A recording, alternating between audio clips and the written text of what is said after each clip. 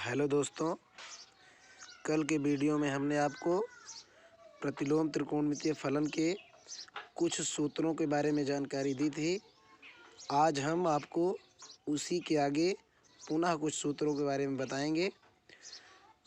मुख्य मान principal value किसी प्रतिलोम त्रिकोणमितीय फलन का धनात्मक या ऋणात्मक लघुत्तम संख्यात्मक मान फलन का मुख्य मान कहलाता है।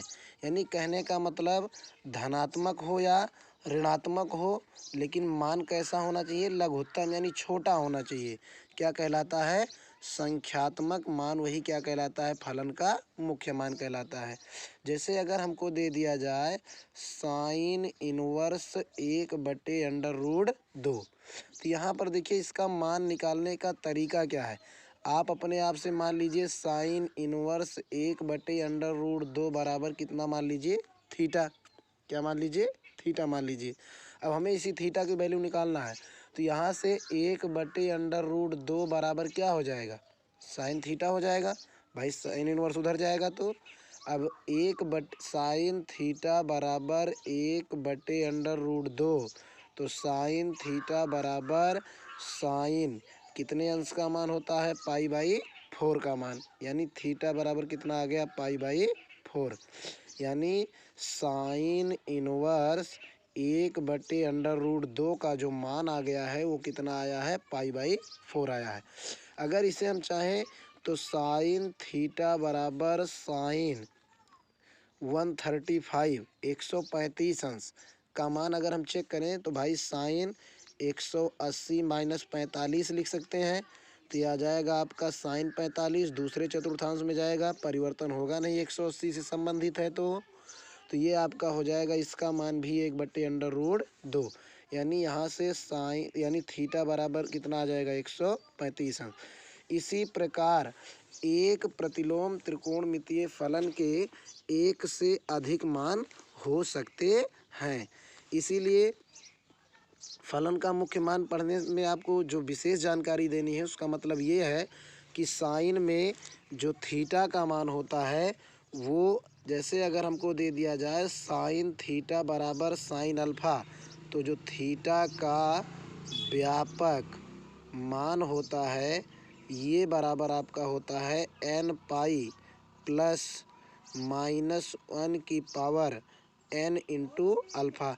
अब जैसे हमको दे दिया जाए साइन थीटा बराबर साइन π/6, ऐसे मिल गया हमको क्वेश्चन, तो जो थीटा का व्यापक मान है ये बराबर आपका हो जाएगा n π+−1 इंटू n π/6 हो जाएगा।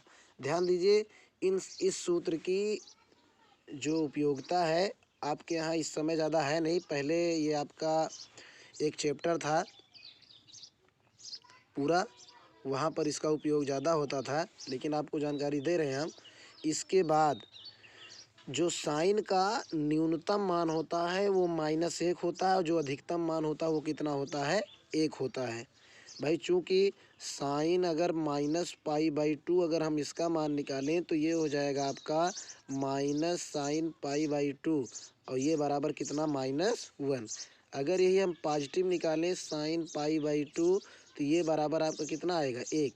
और बाकी सारे मान साइन के इन्हीं दोनों के बीच में होंगे। भाई 1/2 हो गया, -1/2 हो गया, आपका √3/2 हो गया, 0 हो गया, सब मान -1 और 1 के बीच में। कहने का मतलब साइन का जो अधिकतम मान है वो 1 और न्यूनतम मान कितना है?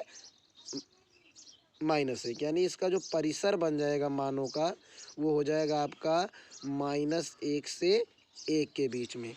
कहने का मतलब प्रतिलोम त्रिकोणमितीय फलन के अनुसार अगर हम इसको बनाएं तो हमारा जो थीटा बराबर आपका साइन इनवर्स x है, थीटा की वैल्यू जो होगी यानी साइन इनवर्स x की वैल्यू होगी -π/2 से छोटा या बराबर साइन इनवर्स x छोटा या बराबर है किससे? π/2 से। ऐसे आपका हो जाएगा। ये थीटा की वैल्यू साइन के पदों में है, इसी के बीच में हम निकालते हैं। ऐसे अगर आप कास थीटा बराबर x देखें तब थीटा बराबर कास इन्वर्स एक्स हो जाएगा। अगर ऐसे आपको कास इन्वर्स 1/2 दे दिया जाए तब कास में कितने अंश का मान 1/2 होता है? पाई/3 का। कास से कास कैंसिल, यानी कितना आ जाएगा इसका मान? पाई/3 है। तो डायरेक्टली आप सॉल्व कर सकते हैं। कास में भी अगर आप देखेंगे तो इसका न्यूनतम मान होता है -1, अधिकतम मान कितना होता है? 1। अब देखिए कास 0 अंश का मान कितना होता है? 1 होता है। कास 180 अंश का मान कितना होता है? -1। निकालने का तरीका, इसको लिखेंगे कास 180 - 0 और दूसरे चतुर्थांश में जाएगा तो माइनस कास 0 और कितना आ गया? -1। यानी जो इसका परिसर है उसी साइन की तरह आपका तैयार होगा 1 से लेकर के -1 के बीच में, यानी 0 से छोटा या बराबर है कास इन्वर्स एक्स का मान, या फिर छोटा या बराबर है किसके? पाई के, यानी 1 से छोटा और -1 से बड़ा, इतने मान होता है। टैन वाले में अगर आप ध्यान देंगे, टैन थीटा बराबर, ऐसे आपका कास थीटा बराबर अगर कास अल्फा है तो थीटा का जो व्यापक मान होता है, थीटा का व्यापक मान ये बराबर आपका हो जाता है 2n pi plus minus alpha. अभी अगर आपको दे दिया जाए कास थीटा बराबर कास पाई/3, तब थीटा का व्यापक मान बराबर 2n पाई और प्लस माइनस अल्फ़ा के स्थान पर पाई/3 हो जाएगा। ठीक है। ऐसे अगर आपका टैन वाला है तो टैन थीटा में आप देखेंगे टैन इन्वर्स अगर यक्स है तो टैन में ना तो आपको कहीं पर 1 मिलेगा ना तो -1, आपको मिलेगा टैन पाई/2 का मान होता है इनफाइनाइट। टैन पाई/2 का मान कितना होता है? इनफाइनाइट। यानी इसका जो परिसर है माइनस इनफाइनाइट से लेकर के कहाँ तक? इनफाइनाइट तक। भाई अगर -पाई/2 लेंगे यहाँ पर तो ये माइनस इनफाइनाइट आ जाएगा, तो इन दोनों के बीच में होता है। तो जो इसका आपका परिसर तैयार होता है मानों का, ये हो जाता है आपका -पाई/2 से छोटा है टैन इन्वर्स एक्स का मान छोटा है पाई/2 से। इन तीनों के बीच में ही आपको इन कोणों का मान अगर आपको दिया जाएगा, जैसे अभी हमने आपको साइन इन्वर्स 1/√2 बताया, तो यहाँ पर आपका इसका मान आपका कितना था? -पाई/2 से बड़ा था और पाई/2 से क्या था? छोटा था। और -पाई/2 से बड़ा आपका पाई/4 है और पाई/2 से छोटा यानी 90 से छोटा है। 45 आपका क्या है? 90 से छोटा है। तो यहाँ पर हम आपको अगले पेज पर दिखा रहे हैं, आप ज़रूर नोट कर लीजिएगा। वही आपका सारांश है जो हमने पीछे समझाया है। साइन इन्वर्स एक्स का मान -पाई/2 से बड़ा होगा या फिर बराबर होगा और छोटा होगा पाई/2 से या बराबर होगा पाई/2 के।